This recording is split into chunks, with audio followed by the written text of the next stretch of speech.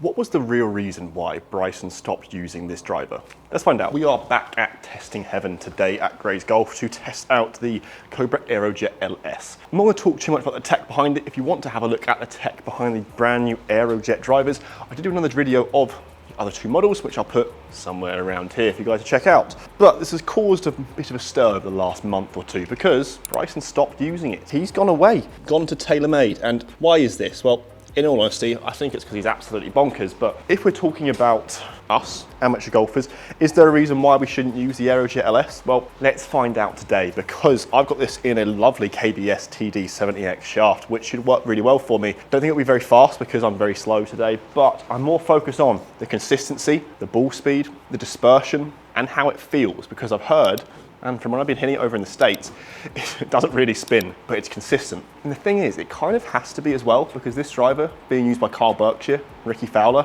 it's got to be good, especially for those long drivers. So I got a Pro V1 golf ball with the Cobra AeroJet LS set to 9 degrees.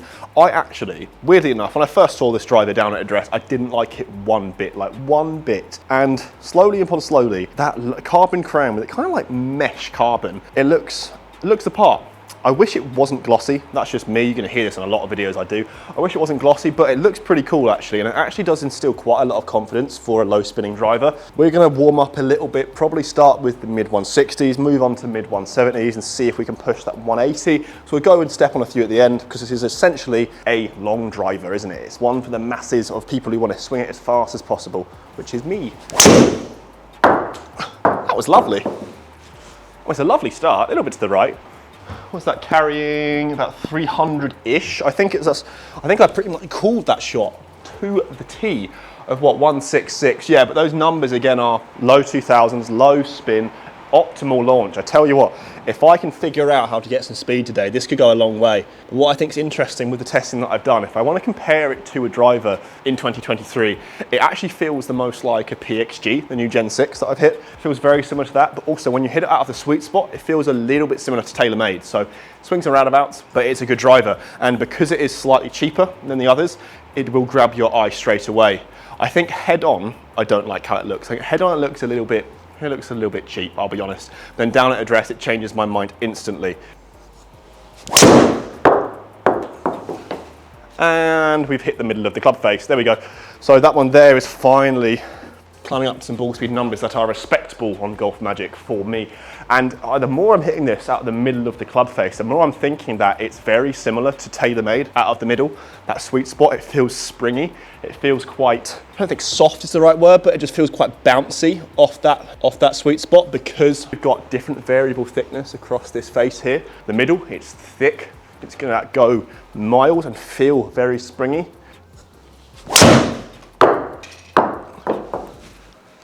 Not bad, not bad. Swing's a bit naff, I must say.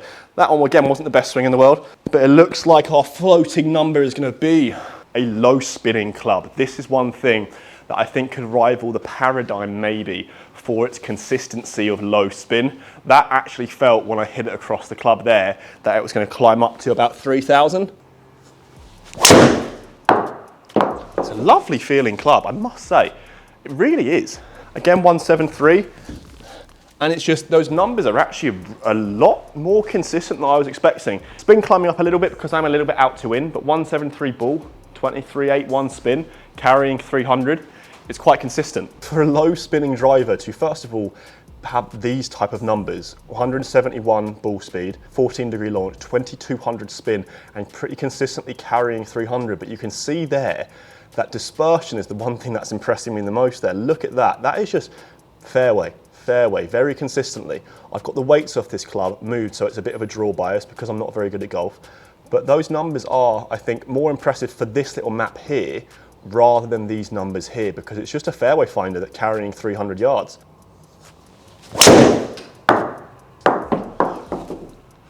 There we go, 2400 spin.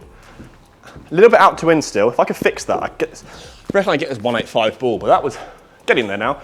Fastest ball speed at 174. And the thing about this again, which is impressing me more and more every single shot, is I'm hitting fairways. For people who are new to this channel, I don't hit fairways. I think I found something over the last few weeks, but I mean, that's hit the fairway and it's carried nearly 310 yards. Let's get a bit higher. All right, I'm not looking at numbers. I'm gonna be with you guys. I think it span a little bit too much, maybe. Carrying, yeah, that's only carried 304. So I think that's probably gonna be high spin. 174, 2600, okay, it's not too bad. I hit that well, but again, a little bit slappy. But I know I sound like a broken record with this driver. It's a fairway finder that I can step on. I've said that already today in another video, but to have a fairway finder that I can consistently hit the fairway with, but also feel the confidence to do something like this and just step on it is a good benefit. And it's not a benefit that I have with every single brand.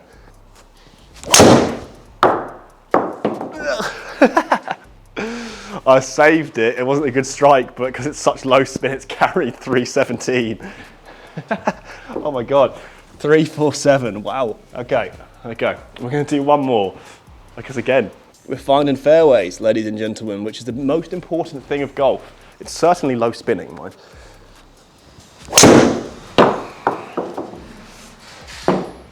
So again, 174, I can't get past that with this Cobra driver, but it's straight. That's the most important thing today. Straight, going to about 340, 330. I'm sweating. Hopefully you guys are enjoying this. Let's have a look at those numbers with the dispersion mainly. And the most interesting thing about these numbers, as I just show you guys on the screen here at Grays Golf, is that the ball speed has climbed up a little bit now, which is unsurprising. But the most interesting thing is that dispersion hasn't really changed at all. You can see the average in terms of offline is 13 yards, 30 foot, hitting the fairway. That table there at the bottom, I think is the best I've ever had in terms of a collection of golf balls.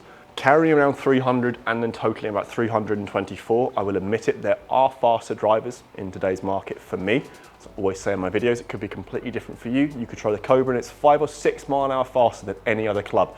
Everyone's swing is different, but I found that there are 1 or 2 drivers which are about 5 to 6 yards further, and I can climb up to about 180 mile an hour ball speed. And perhaps that could be why Bryson changed, because he could see maybe a 2 or 3 mile an hour ball speed increase in some other drivers. Guys, let me know what you think of the Cobra AeroJet, the LS, the Max, all models, and also the irons. If you are new to GolfMagic as well, smash that subscribe button to keep up to date with all of our videos. The AeroJet LS will of course feature in our driver bracket challenge. Stay tuned. I'll catch you guys at the next video.